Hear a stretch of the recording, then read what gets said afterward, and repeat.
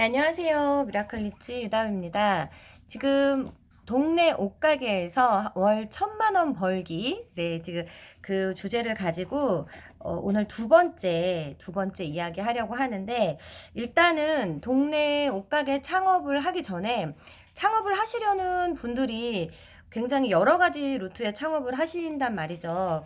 그래서 제가 창업을 했던 그 이야기를 좀 해드리고 싶어서 오늘 이렇게 제가 영상을 찍고 있고요.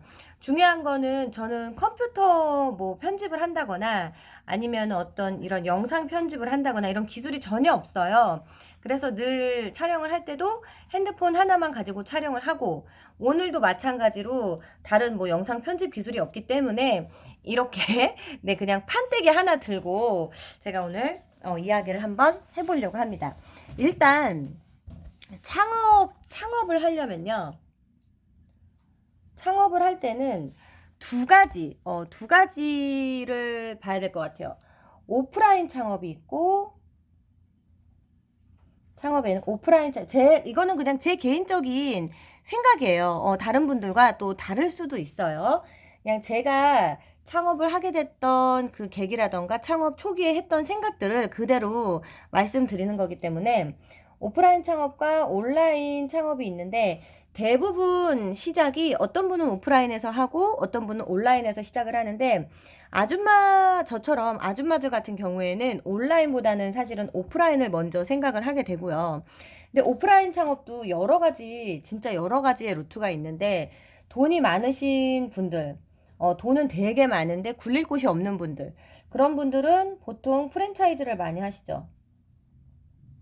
프랜차이즈라고도 하고, 가맹이라고도 하고, 어, 가맹점, 프랜차이즈를 할 경우에는요, 보통 제 친척 동생도 지금 유명한 연예인이 운영하는 치킨집을 하고 있는데, 보통 들어가는 금액이 1억대예요. 1억대가 들어가고, 그 다음에 뭐 롯데리아나 맥도날드나 이런 거를 만약에 창업을 한다 할 때는 보통은 3억대가 들어가요. 근데 1억대 정도로 창업을 할 경우에는 사실은 점주가 직접 운영하는 경우가 많거든요. 근데 3억대 이상을 넘어가면 이 경우에는 시스템을 굴리시는 분들이 굉장히 많아요. 그래서 이 시스템이라고 하면은 뭐 스타벅스라던가 롯데리아라던가 맥도날드 같은 그런 큰 대형 프랜차이즈를 가맹을 하시고, 거기에 이제 알바들을 쓰죠. 아르바이트생들을 쓰시는데, 이 경우에는 점주가 직접 안 나오시고 보통 그냥 자금을 굴린다는 느낌, 시스템을 만들어서 그 시스템에서 돈을 번다는 느낌, 그런 느낌으로 창업을 많이 하시고, 사실은 좀 그 브랜드 이미지라던가 브랜드의 파워가 있기 때문에 이 경우에는 망하는 경우 많이 못 봤어요. 그러니까 뭐 대형 프랜차이즈를 시스템으로 돌리는 경우에 저는 망하는 경우는 많이 못 봤는데, 어디서 제일 많이, 제 동생도 많이 힘들어했고 제 지인들이 가장 많이 힘들어했던 게 요 1억대 창업. 음. 치킨집이라던가 햄버거집이든 간에 한 1억대의 가맹점비를 주고, 그 다음에 본인이 직접 운영을 해야 하고, 이런 경우에는요, 다 달라요. 뭐 가맹점마다 다 다르지만 보통 마진율을 30% 보더라고요. 그러면은 70%에 이제 뭐 가맹점에 줘야 되는 재료비도 있고 뭐 로열티도 있고 여러 가지가 들어가는데, 그게 끝이 아니고 이제 일반인 같은 경우에 1억의 창업 비용이 없는 분들도 많아요. 그러면은 대출을 받아서 하는데, 가맹점에서 대출을 해주는 경우도 있어요. 그러면은 거기에 이제 대출금이나 뭐나 다 띄고 나면은 막상 1억 투자해가지고 한 달에 버는 돈이 200이라도 벌면 다행인데 마이너스 나는 경우들이 굉장히 많아요. 어쨌든 돈이 많으신 분들은 큰 프랜차이즈를 운영해서 시스템을 굴리시면 은행 이자 넣는 것보다도 오히려 안전하게 현금 자산을 운영하실 수가 있고, 그 경우가 아니라면은 1억대 프랜차이즈 창업을 하는데, 이거는 복불복 잘 되시는 분들도 있고 안 되시는 분들도 있고.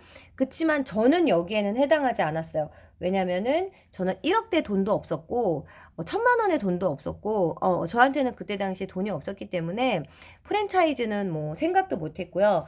두 번째가 이제 음, 우리가 흔히 말하는 그냥 개인 창업이죠. 개인 창업. 개인 창업으로 자기가 직접 운영하는, 직접 운영하는 매장을 하나 내는 거야. 오프라인 같은 경우에는 직접 운영하는 매장을 창업하실 수가 있어요. 매장 창업이 있고, 매장 창업이라고 그럴까? 직영점이라고 그럴까? 일단은 매장을 창업을 하시게 되는데, 개인 매장, 오케이. 개인 매장을 창업을 하시게 되는데, 중요한 건 뭐냐면, 개인 매장도 두 가지가 또 나눌 수가 있어요. 개인 매장은 동네 상권으로 들어갈 것인가, 아니면 번화가로 갈 것인가. 근데 번화가로 가시려면은 여러분도 아시겠지만요. 여기는 피라 그러죠. 권리금이 바닥 권리금부터 시작해서 권리금이 어마어마해요. 권리금도 어마어마하고요. 그다음에 보증금도 거의 1억대가 넘어요. 정말 싸서 만약에 보증금이 뭐 2천에서 3천 한다. 그러면 이제 월세가 이제 몇백만 원대가 뭐야? 막 1,000만 원대? 월세가 1,000만 원, 2천만 원대를 하죠. 보증금, 권리금, 거기다가 월세. 월세가 또 후덜덜합니다. 그리고 개인 매장을 했을 경우에 동네 상권이든 번화가든 우리가 생각해야 될 게 그 평수예요. 평수. 매장의 평수인데 번화가로 가면 갈수록 조금 큰 매장을 운영하시는 경우가 많고요. 동네 상권에서는 사실은 소규모 창업이 소규모 매장을 운영하시는 경우가 굉장히 많죠. 근데 저 같은 경우에요. 이건 지금 제 얘기를 하는 건데 저는 그때 당시에 번화가에 갈 돈이 없었어요. 물론 번화가에 가면 뜨내기 손님이 많고 뜨내기 손님을 잘 잡으면 돈을 많이 벌 수 있겠지만 번화가에 가려면은 일단은 돈이 있으신 분들은요. 1번으로 몇 억을 굴리시는 분들이라면 저는 사실 창업을 할 때 대형 창업을 해서 시스템을 굴리는 거에 한 표. 근데 내가 돈이 없다. 그랬을 때는 어중간한 프랜차이즈보다는 개인 매장을 운영하는 게 좋다. 근데 개인 매장에서 나에게 만약에 1억의 자금이 있다면 저는 무조건 번화가예요. 저는 무조건 번화가입니다. 그러나 지금 나에게 번화가에 들어갈 만한 운영 자금이 없다 할 때는 동네 상권으로 가야죠. 동네 상권으로. 그러면 이 동네 상권에서 살아남을 수 있는 방법을 우리가 또 찾아야 돼요. 그쵸? 근데 중요한 거는 동네 상권도 있고요. 오프라인 창업이 개인 매장과 프랜차이즈만 있는 게 아니에요. 또 뭐가 있냐면 정말 난 10원 한 장도 없어. 이거는 제가 정말 오랜 시간 많이 했던 건데 노점이 있어요. 근데 노점도 무허가 노점이 있고요. 그리고 샵인샵. 샵인샵 같은 경우는 사실 매장으로 들어가야지. 개인 매장을 하는데 나는 이렇게 동네 상권에서 조그만한 매장을 할 돈도 없다 하시는 분들은 샵인샵으로 들어가시면 돼요. 샵인샵이라고도 하고 팝업 스토어라고도 하는데 팝업 스토어 같은 경우에는 일반 매장에 밖에 조금 마당이 남는다던가 아니면 복도에 행거 한두 줄, 뭐 이렇게 행거 한두 줄, 아니면은 작은 매대 하나 놓고 거기다가 이제 월세 개념이나 일세 개념으로 주시고 조그맣게 소규모로 조그맣게 창업을 하시거나 그런 방법도 있죠. 샵인샵이나 팝업 스토어를 할 때 그냥 나의 제품을 가져다 드리고 판매 대행을 하시는 경우도 있어요. 이 제품이 팔리면 내가 당신에게 사장님께 제품 마진의 10%를 드릴게요. 이 제품을 팔아주세요라고 판매 대행을 하는 경우도 있고요. 지금 제가 말씀드리는 거는 돈 크게 들어가는 거 빼고는 제가 다 해봤던 방법들이에요. 네. 그래서 이렇게 판매 대행하는 방법도 있고, 그다음에 샵인샵 같은 경우는 가깝게 지내는 커피숍. 그러니까 평상시에 동네를 돌아다니다가 만약에 옷가게를 하시거나 액세서리를 하시거나 뭐 양말을 파시거나 이런 분들은 동네 이렇게 돌아다니시다가 내 마음에 드는 샵 또는 그 커피숍이라던가 꽃가게라던가 조금 한가하면서 그 여유로운 공간이 좀 남는 곳, 그런 곳이 있다면 거기 주인 언니하고 좀 친하게 지내신 후에 그다음에 이런 것들을 샵인샵이나 팝업 스토어를 해보시는 것도 저는 추천드립니다. 그런데 처음 시작할 때 샵인샵과 팝업 스토어를 나는 할 만큼의 그게 아직은 안 된다 하실 때는 이제 어쩔 수 없어요. 돈도 없고 자본도 없고 아무것도 없는 상태에서는 사실은 노점밖에 답이 없어요. 노점밖에 답이 없는데 그리고 오프라인 창업에 개인 매장을 우리가 운영할 때 팝업 스토어도 있지만 또 뭐가 있냐면 되게 많죠. 창업의 종류도 되게 많은데 깔세 매장이 있어. 이게 지금 판이 작아가지고 깔세 매장. 이건 뭐냐면 나는 지금 당장에 자본이 없지만 내가 물건은 있는데 이 물건을 팔아서 나는 돈을 잘 벌 자신이 있다. 그랬을 경우에 깔세 매장도 로드샵이 있고요. 그 다음에 지하철 매장이 있어요. 로드샵이 지하철 매장보다는 훨씬 월세가 쌉니다. 월세가 한 달에 200만원, 300만원 정도, 뭐 500만원까지도 있고. 근데 저희가 했던 지하철 매장은 한 달에 3천만원짜리였어요. 근데 어쨌든, 이 깔세 매장을 잘 얻으시면요. 깔세 매장은 보통 그냥 들어가지 않아요. 상권이 좋은 곳에 이 부장님들이 자리를 하기 때문에 깔세 매장에 들어가셔서 파시는 방법도 있다. 그러니까 뭐 프랜차이즈를 하시는 방법, 개인 매장을 하시는 방법, 깔세 매장을 하시는 방법. 요거는 내가 자본이 많을 때, 요거는 자본이 조금 있을 때, 자본이 아예 없을 때는 깔세 매장. 그 다음에 정말 나는 영원에서부터 시작해야 된다. 그럴 때는 이제는 노점으로 가야죠. 근데 노점에도 뭐 노점도 종류가 많아요. 노점도 프리마켓이 있고요. 장터가 있고요. 그 다음에 은행 앞자리라던가 동네 자 요렇게 나뉘어지는데 프리마켓은 말 그대로 밴드나 카페를 쳐보시면요. 어디 프리마켓 하면은 각 도시에서 각 주에서 각 시에서 그 매주 열리는 프리마켓이 있어요. 매주 열리는 프리마켓이 있는데 얘네들은 한 번 참여하는데 비용이 3만원에서 5만원 정도 해요. 근데 프리마켓 가실 때 정말 잘 가셔야 되는 게 5만원을 내고 5만원을 못 뽑는 경우도 많아요. 정말. 그래서 프리마켓은 조금 알아보신 후에 하시는 게 좋고, 나는 프리마켓에 3만원, 5만원 할 돈도 없다 하시는 분들은 또 장터가 있습니다. 장터는 하루 들어가는데 2만원? 한 2만원, 3만원 정도. 정말 장사가 잘 되는 데는 조금 더 비싸겠지만, 보통 동네 장터 같은데 일주일에 한 번 들어가는 동네 장터한테 내가 여기서 만약에 양말을 팔고 싶다 그러면은 거기서 팔고 계시는 분한테 물어보시면 돼요.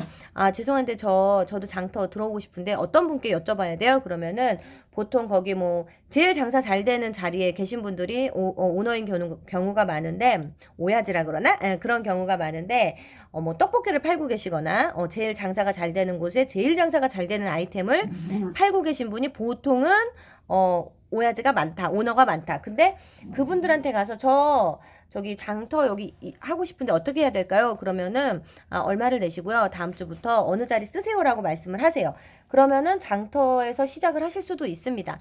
근데 여자 혼자 차도 없이 장터하는 것도 사실은 힘들어요. 저도 해봤지만 장터가 보통 일이 아니에요. 어디 뭐 행신동에서 뭐 햇빛마을, 달빛마을, 옥빛마을 열리는 데마다 쫓아다녀야 되기 때문에 그것도 좀 많이 힘든 일이에요. 그치만 그래도 하실 수 있는 분은 장터. 지금 여러 가지 돈 버는 방법들에 대해서 얘기를 하고 있는데 그 다음이 이제 노점이에요. 노점 같은 경우는 저는 아파트 살 때 제가 사는 아파트 바로 밑에서 쫄바지도 팔아보고 레깅스도 팔아봤거든요. 그러다가 조금 진화해서 이제 그러니까 은행 같은 경우는 토요일, 일요일 쉰단 말이에요. 근데 은행이 자리한 곳은 상권이 좋은 곳이 많아요. 그래서 은행 앞에다가 소소하게 노점을 했던 적도 있고요. 그 다음에 지하철 1번 출구, 2번 출구. 지하철도 사람이 굉장히 많습니다. 그래서 지하철 앞. 이게 사실은 불법이라고는 하지만 정말 아무것도 없을 때는요, 방법 없잖아요. 지금 내가 당장 10원이라도 만원이라도 벌어야 되고, 그래갖고 내가 김밥 10줄 말아가지고 지하철 앞에서 파는데, 그거를 누가 뭐 신고하실 분도 없고, 사실. 그치만, 좋은 방법은 아니죠. 왜냐면은 내가 노점을 한다는 거는 내가 만약에 양말을 팔고 있어. 근데 그 옆에 BYC가 있어. 그 사람은 엄연히 세금 내고 월세 내면서 거기서 양말을 팔고 있는데 나는 세금도 안 내고 월세도 안 내면서 여기서 양말을 팔고 있어요.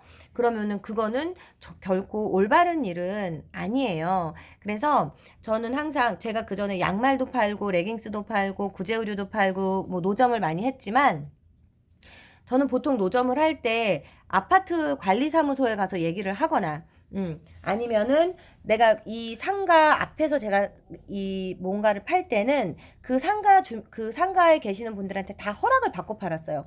그리고 그 겹치지 않는 곳, 내 아이템과 내가 냉장고 바지 팔 때도 의류점이 없는 곳, 그런 곳에 가서 팔았는데 보통 많이 그렇게 신경들은 못 쓰세요. 근데 중요한 거는 제가 봤을 때 가장 좋은 자리는 은행 앞자리.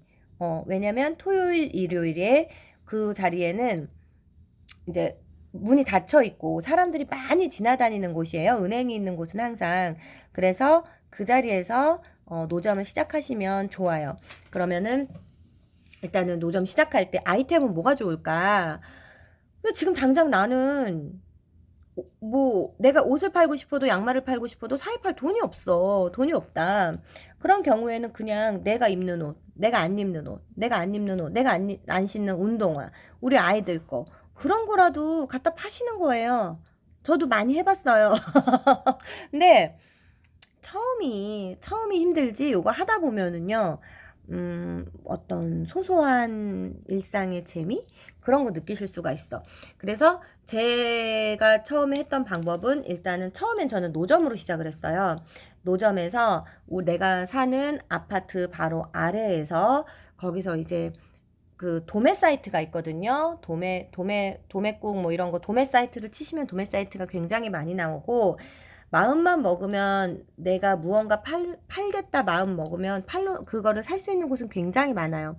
그럼 거기서 그런 것들, 그 다음에 그 양말, 그리고 냉장고 바지, 그리고 레깅스, 가을에는 레깅스, 여름에는 냉장고 바지 하고, 그 다음에 혼이불, 여름 이불, 지짐이 이불, 그리고 그 다음에 이거 애들 바나나 스카프 같은 경우도 굉장히 많이 팔았고, 제가 저희 신랑을 시켜서 공사장 입구에 가서 냉장고 바지랑 이런 거 여름에 인부 아저씨들 더우니까, 그런 것도 되게 많이 팔았어요. 그렇게 이제 노점으로 시작을 했고요. 그 다음이 동네 상권으로 들어갔지. 동네 상권으로. 근데 제가 이제 요 이야기를 할 건데, 이제 어떻게 해서 매장을 이제 우리가 차려요. 자, 어찌 해서 일단은 번화가가 가장 좋지만 번화가에 못 차렸어 우리가.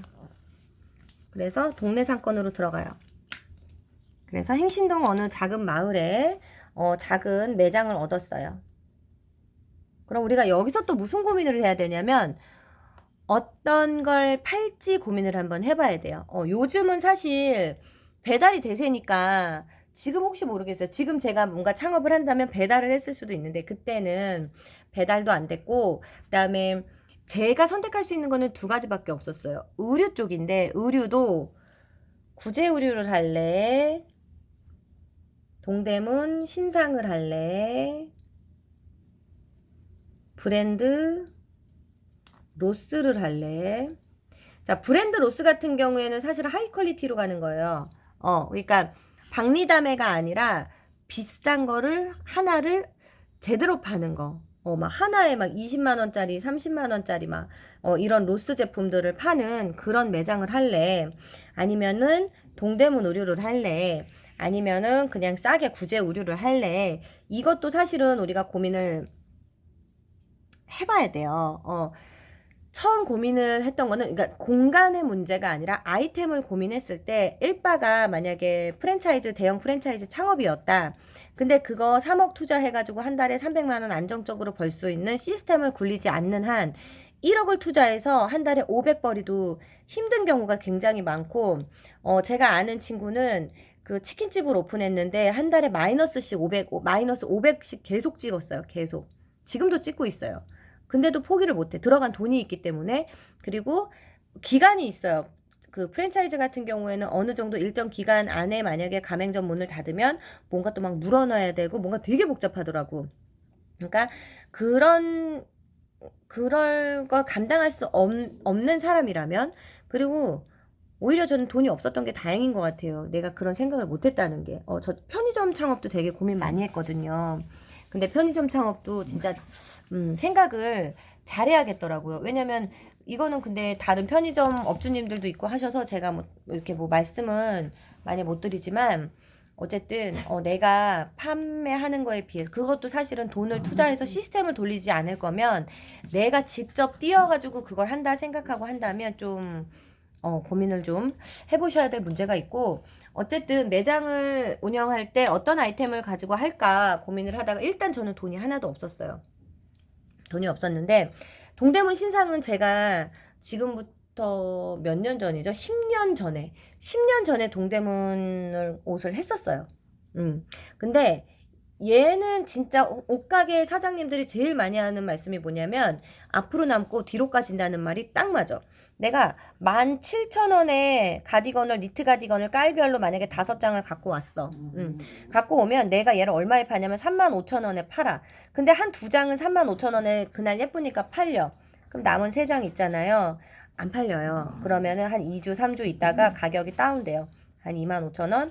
그리고 또 만약에 한두 달 있다가 한 3, 4주 있다 또 안 팔린다. 그럼 가격을 또 다운시키겠죠. 결론은 내가 17,000원에 가지고 온 걸요. 라스트는 15,000원까지 할인을 해서 팔아버리는 거야. 그러니까 뭔가 돈은 벌리는 것 같은데 자꾸 빚이 쌓이는 구조? 저는 그랬어요. 그렇지만 동대문 신상도 잘 파시는 분들은 어마어마하게 잘 파세요. 저는 옷가게 뭐 다닌 적도 없고 아무것도 없어. 그냥 이거 하면은 내가 옷도 좋아하고 이거 하면 돈이 되겠다 싶어서 겁없이 창업을 했기 때문에 10년 전에 그렇게 쓴맛을 보고 문을 닫았던 것 같아요. 그리고 나서 제가 다시 창업을 할 때는 일단 저는 동대문 한번 가면 사입 비용이요 200 정도 넘게 들거든요. 200에서 300이 들어요. 근데 이거를 다 뽑고 그 다음에 내가 마진을 내기까지의 그 텀도 굉장히 길지만 이걸 할 수 있을 만큼의 그 깜냥이 나한테는 안 되더라고. 동대문 의류를 내가 할 수 있을 만큼의 그런 사람은 아니었어요. 그래서 제가 선택을 했던 거는 구제의류였어요. 왜냐면은 지금 구제의류 매장을 하고 계신 분들이 있기 때문에 제가 단가는 말씀드릴 수가 없어요. 단가는 말씀드릴 수가 없지만 예를 들어서 정말 예를 들어서 내가 5,000원을 주고 만약에 버버리 코트를 한 벌 샀어. 근데 이게 이거를 얼마에 파냐면 중고나라 이런 데 올려서 15만 원에 팔아요. 그러면 이게 몇 프로 마진이라고 저는 계산을 못 하거든요. 근데 이 마진율을 생각해 보세요. 마진율을 어마어마한 마진율이 나와요. 구제 의류만큼 저는 마진 좋은 걸 못 봤어요. 그러니까 저 같은 경우는 보통은 뭐 7,000원짜리 팔고 10,000원짜리 팔고 2만원, 15,000원 이렇게 팔아요. 이렇게 막 15만원짜리, 20만원짜리는 정말 가끔 한 번 이렇게 이제 좋은 물건 나왔을 때 그렇게 파는데 보통 젊은 분들이 이제 인스타나 이런 거 통해서 구제 의류 하시는 분들은요. 마진을 엄청 좋게 보시더라고요. 마진을 엄청 좋게 보시고 그래서 제가 선택했던 방법은 이것저것 다 따져봤을 때 내가 지금 최저 비용으로 지금 당장 시작할 수 있는 사업은 구제 의류가 정답이었고 이 구제 의류도요 굉장히 다양해요. 구제 의류도 이 분야가 굉장히 다양해요. 이게 구제 의류라고 해서 딱 하나만 뭐 한정되어 있는 게 아니라 구제 하시는 분들 중에도요 명품을 취급하시는 분들이 있어요. 명품을 취급하시는 분들이 있고 저처럼 그냥 일반적인 구제 그냥 일반적으로 예쁜 옷들 갖다 파시는 분들이 있고 그 다음에 작업복 하시는 분들이 있어요. 제가 예전에 구제 입성하기 전에 정말 깜짝 놀란 게 뭐냐면 저 아시는 분 중에 두 부부세요. 부부인데 남편분이 예전에 사고를 당하셔가지고 손 한쪽이 의수세요. 그러니까 이 손이 가짜 손이세요. 한쪽 손이. 근데 우리나라 평균적으로 이렇게 조금 장애를 입으신 분들이 장애를 입으신 분들의 월 평균 소득이 사실은 200만 원, 300만 원 넘어가는 게 쉽지가 않아요. 본인의 무언가를 갖기 전에는. 근데 이분들은 두 분이서 한 달에 1,000만 원을 넘게 버셨어요. 근데 이분들이 뭘 파셨냐면 작업복. 구제 의류로 작업복을 파셨는데 이 작업복을 자 이제 여기 공사장이야. 공사장이면은 이렇게 새벽에 이제 일하시는 분들이 들어가신단 말이에요. 요 입구를 통해서. 그러면은 여기다가 이렇게 차를 딱 대놓고 작업복하고 장갑하고 그분들이 필요한 뭐 공구, 소소한 공구들하고 이런 거를 차에 쫙 걸어놓고 그 다음에 여기다가 이제 행거를 쫙 펴놓죠.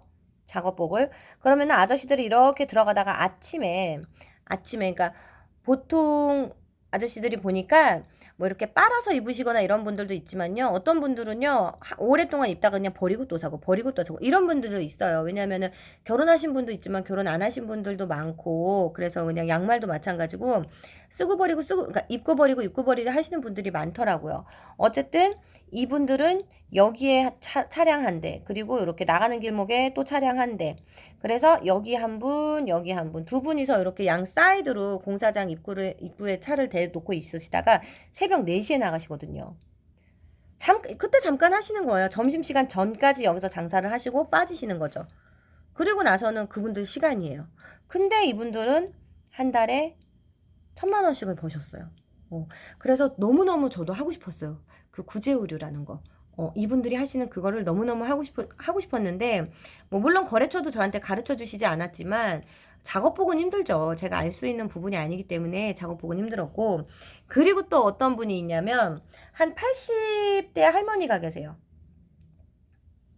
그러니까 여기 보면은 뭐 명품, 일반, 작업복 이렇게 나누지만 또 여기 또 뭐 하나가 있냐면 할머니 옷도 있어.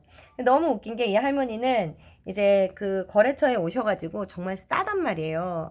특히나 할머니들 옷은 뭐 이렇게 그 도매 샵을 갈 필요도 없고요. 이제 뭐 집화장이라던가 그런 데 가서 이제 막 쌓여 있는 거 정말 싼 옷들.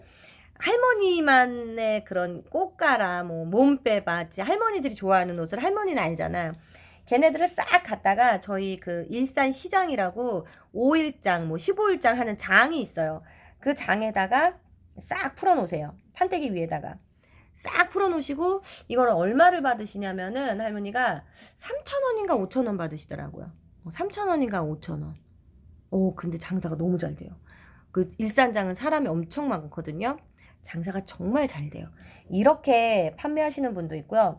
그리고 또 어떤 할머니는 그 사람들이 그 행신동 저희 동네 이렇게 지나가는 언덕배기 보면은 사람들이 되게 많이 왔다 갔다 하는 공원이 있어요. 그 공원에다가 돗자리를 하나, 둘, 세 개를 깔아.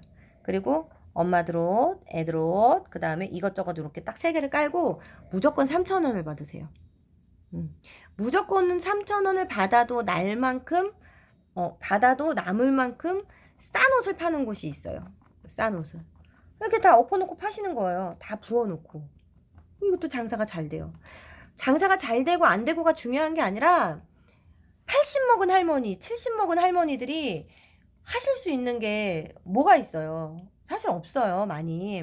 그래서 제가 저희 동네 그 폐지 줍는 할머니한테도 늘 말씀드리는 게 할머니 제가 양말 뛰는 곳을 알려드릴 테니까 할머니 여기다 그냥 편안하게 앉아서 양말 파세요. 제가 이렇게 말씀을 드리거든요. 그게 훨씬 노동력 대비 많이 돈이 남으니까. 근데 할머니는 사람들하고 이렇게 대화하고 그게 힘드신 거야. 그런 분들이 있어요. 저는 절대로 장사 체질이 아닌 분한테 장사 권하지 않아요. 왜냐면은 공무원 체질 따로 있고요. 회사원 체질 따로 있고요. 장사 체질 따로 있어요. 근데 장사 체질이 아닌 분들이 장사를 하면요. 그 스트레스 때문에 오히려 병을 더 얻으세요. 그러니까 사람들 만나는 거 즐겁고 내가 이렇게 하는 게 즐거우신 분들은 권하는 거예요. 제가 집에 있는 시간, 남는 시간 이용해서 그냥 뭐 내가 조금 마음 먹으면 얼마든지 추가 수입을 우리가 얻을 수가 있거든요. 그리고 내 친구들 남편, 내 지인들 남편한테 뭐라 그러냐면은 돗자리 하나 하고 양말을 뒤트렁크에 싣고 다니다가 목 좋은 데 있으면 그냥 피고 양말 팥이라고 남는 시간 이용해서. 그러니까 그때 당시에는 제가 다 그런 생각밖에 안 한 것 같아요. 어떻게 하면은 내 추가적인 시간을 이용해서 돈을 벌 수 있을까? 그거를 생각을 많이 했던 것 같고, 그래서 구제 의류에도 보면은 이렇게 여러 가지로 활용할 수가 있는데, 그래서 명품 구자 하시는 분들은요, 명품만 하세요. 명품 하시는 분들은 그 큰 손맛을 알기 때문에 저처럼 이런 짜질구리한 거 안 하세요. 그 명품 하시는 분들은 그 도매거리 돌면서 저희보다 훨씬 더 많이 웃돈을 주시고 명품만 수거를 하세요. 근데 중요한 거는 명품을 좋아하고 명품을 많이 입어보고 사보고 안목이 있어야지. 이게 정품 가품인지에 대한 안목이 있어야만 이제 명품 거래를 하실 수 있어요. 명품 거래도 오프라인 할 수가 있고 온라인 할 수가 있잖아. 오프라인 같은 경우는 뭐 어디야 우리 그 동묘 동묘라던가 광장시장이라던가 아니면은 내가 운영하는 매장이라던가 뭐 이렇게 팔 수 있지만 명품 거래 하시는 분들은 보통은 온라인으로 하세요. 온라인으로 뭐 필웨이라던가 이런 명품 거래하는 사이트 내지는 중고나라 이런 데다가 굉장히 고가에 잘 올려놓고 잘 파세요. 대신 주인을 만나기까지 한 달이 걸리든 두 달이 걸리든 기다려. 이분들은 거의 뭐랄까, 포식자 마인드랄까? 이놈, 호랑이 마인드랄까? 그러니까 딱 올려놓고, 얘를 올려놓고, 이거를 누군가 딱 집을 때까지 기다리실 줄 아는, 그런 게 필요해요. 그러니까 저처럼 하루 벌어서 하루 먹고 살아야 되는 사람은 사실 이거 힘들어요. 그리고 저는 명품 몰라요. 명품 뭐 어려서부터 많이 써보지도 않았고 모르기 때문에 이쪽 분야는 조금 요즘 들어서